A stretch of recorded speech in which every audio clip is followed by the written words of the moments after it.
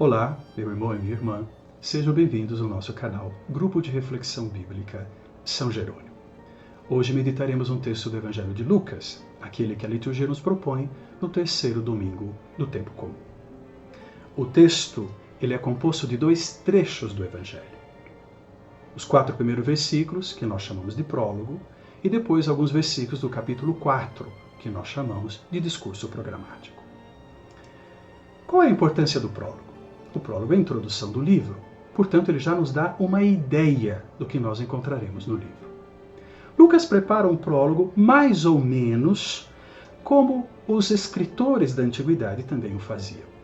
Ele não copia, mas ele faz mais ou menos como eles faziam. Por que isso? Para deixar bem claro que a história que ele está para narrar não é uma história restrita a um grupinho pequenino da Palestina, mas é uma história com valor universal. Ou seja, o seu conteúdo, o seu significado é válido para toda a humanidade. Logo, ele começa com um prólogo bem elaborado para dizer que ele elaborou, que ele preparou uma obra muito bem feita, de valor universal. É interessante notar também que Lucas é da segunda geração. A primeira, ou já morreu quase que toda, ou está para morrer. Logo, a segunda geração está naquele momento que deve recolher a herança da primeira geração para alimentar a sua própria fé e se transformar como uma ponte para as gerações que virão depois. Lucas, nesse sentido, se coloca como um instrumento dessa tradição apostólica. Reúne esses elementos, essas narrativas, essas histórias, a experiência dessa primeira geração, elabora na forma de um livro para que a segunda e as futuras gerações pudessem ter um contato com Cristo, a partir de um testemunho válido, que é sempre o testemunho apostólico. O segundo trecho, como já disse, é o discurso programático. Capítulo 4, um texto muito conhecido, no qual Jesus, estando na sinagoga, lhe é entregue um rótulo do profeta Isaías. Antes de entrarmos no conteúdo do discurso programático, permitam-me fazer uma pequena conexão entre o prólogo e o discurso programático, porque ambos são muito importantes. Lucas, seja no prólogo, seja no discurso programático, trabalha muito com a ideia do cumprimento. O que é esse cumprimento?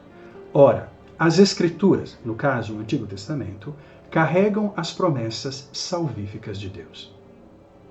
Na pessoa de Jesus, nós descobrimos que essas promessas no Antigo Testamento são definitivamente realizadas. Então, o cumprimento significa que as promessas do Antigo encontram a sua forma, a sua realização na pessoa, no evento Jesus Cristo. Mas Lucas não fala só de um cumprimento que fica no passado, um passado mais antigo, o Antigo Testamento, e um passado de 2000 anos atrás, Jesus de Nazaré. Não. Esse cumprimento ele tem uma força de atualização constante da realização das promessas de Deus. Vamos olhar com atenção no texto para acolhermos melhor essa ideia. Já no prólogo, ele começa dizendo: história dos acontecimentos que se realizaram entre nós. Acontecimentos é uma palavra plural, se refere a uma variedade de acontecimentos. E de fato, no Evangelho, nós veremos várias cenas, vários fatos, vários encontros de Jesus. Mas o verbo realizaram nos leva a pensar que o foco, sobretudo, é a morte e a ressurreição.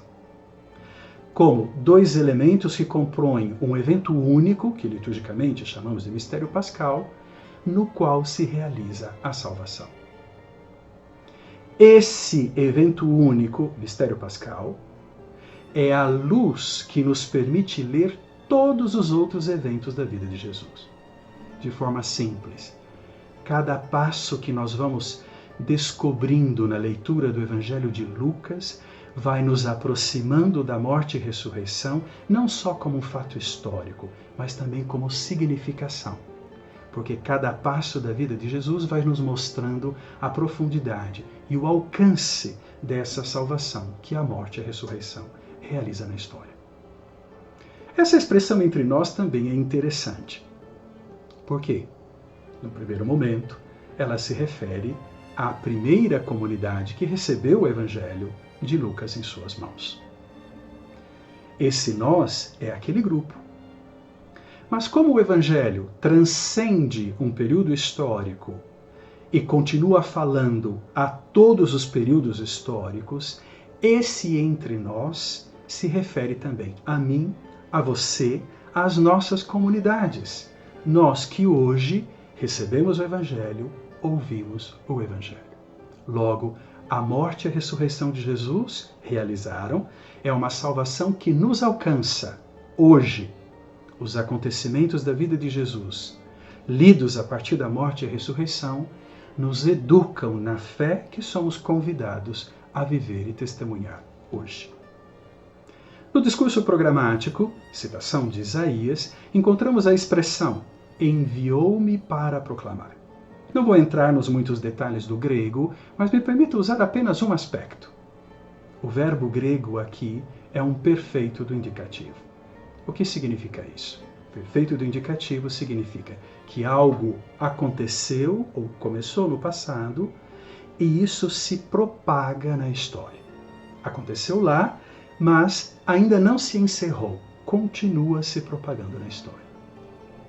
Ora, imaginem a comunidade que recebeu o Evangelho de Lucas, a segunda geração, que também passava por certas dificuldades que podiam provocar o desânimo de fé, ouvir esse enviou-me no perfeito do indicativo.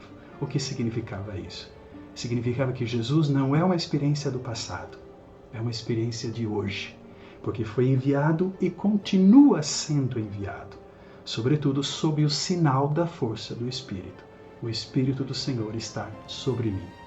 Uma referência ao batismo, no qual o Espírito praticamente significa a investidura de Jesus como Messias. No último versículo da liturgia de hoje, versículo 21, é o próprio Jesus a falar, como intérprete do texto de Isaías. Hoje se cumpriu esta passagem da Escritura que acabastes de ouvir. O hoje aqui também é atemporal, ou seja, ele é válido para qualquer período da história. É válido para mim, é válido para você. Vamos para o discurso programático. O discurso programático significa que, quando lemos com atenção o capítulo 4, e hoje nós vamos ler uma parte, porque continuará no próximo domingo, ele vai abrindo um pouco a dinâmica do evangelista, a didática do evangelista, e assim já nos dá uma ideia do que vamos encontrar no resto do evangelho até a morte e a ressurreição de Jesus. Esse discurso, que é uma proclamação profética associada a Jesus, nos mostra Jesus como o profeta por excelência não só como aquele que proclama algo de Deus, mas aquele que proclama e é a realização. Por isso, o profeta por excelência. Esse discurso, ele apresenta algumas carências, ou seja, situações de dificuldade. E já apresenta também a salvação, a resposta a essas carências. Por que estamos falando de salvação e não solução? Porque a resposta vem de Deus, pela pessoa de Jesus Cristo. Então não é simplesmente a solução de um problema, é mais do que isso. 3 características temos que reconhecer. Diante dessas carências, tem um enviado. Alguém foi enviado. Enviou-me. Já vimos esse verbo.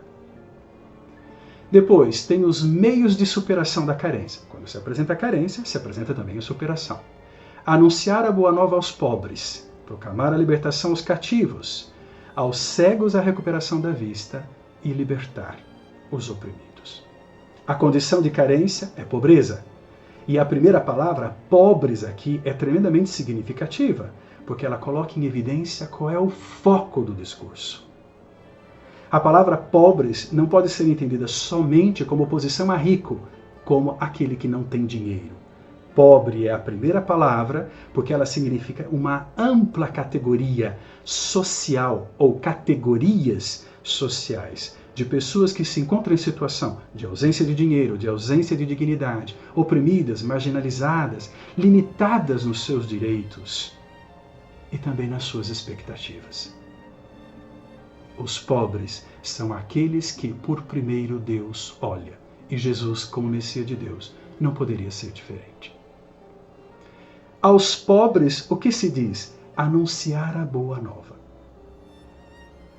Uma notícia boa, ou seja, algo está para acontecer. Depois, libertação aos cativos, acompanhada pelo verbo proclamar. Recuperação da vista e libertação dos oprimidos. O terceiro ponto, aquele que é enviado, ele é enviado para uma proclamação. O que ele proclama? Um ano da graça do Senhor. Esse ano da graça não é simplesmente um jubileu do calendário judaico.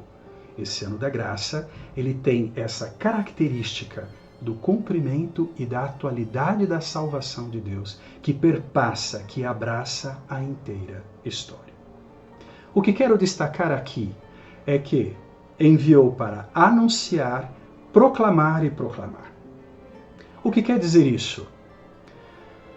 O primeiro modo ou meio pelo qual reconhecemos a ação salvadora de Jesus na história é a sua palavra. Uma palavra que, quando ouvida, ela gera transformações em todos os níveis. Hoje há muitas pessoas que têm uma certa alergia à palavra libertar e libertação, como se essa palavra pudesse ser reduzida a uma simples linha político-filosófica ou ideológica.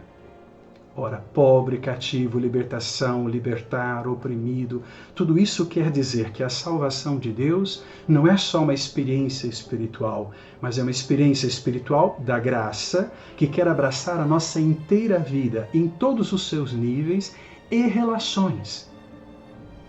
Mas claro que tem que ter um ponto de início. E o ponto de início está na escuta da palavra. Deixar-se salvar por essa palavra, para que todas essas outras realidades possam, tocadas por essa palavra, serem transformadas.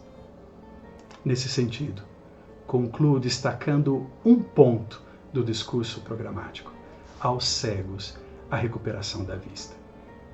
Não é preciso materializarmos aqui e simplesmente imaginarmos que um cego, quem não via, o olho não funcionava, agora passou a funcionar. Porque o capítulo 4 tem a função de nos mostrar que Jesus é o Messias, ele também nos coloca diante de uma dificuldade. Qual dificuldade? A de fato, reconhecê-lo como Messias. Tem uma cegueira que precisa ser vencida internamente. Porque se não conseguimos reconhecê-lo como Messias, nós não damos ouvidos à sua palavra. Então a sua palavra não nos transforma. Não porque Deus não tem poder para isso, mas porque nós levantamos barreiras para que isso aconteça. E se não somos transformados na escuta dessa palavra, os vários aspectos negativos da nossa realidade também não serão transformados. Os cegos aqui, portanto, é uma referência a essa dificuldade do reconhecimento. Uma dificuldade que pode ser superada. Ao longo do Evangelho, é isso que Lucas vai tentando produzir. A superação dessa cegueira, a fim de que possamos reconhecer Jesus como o Salvador. Concluo com duas provocações.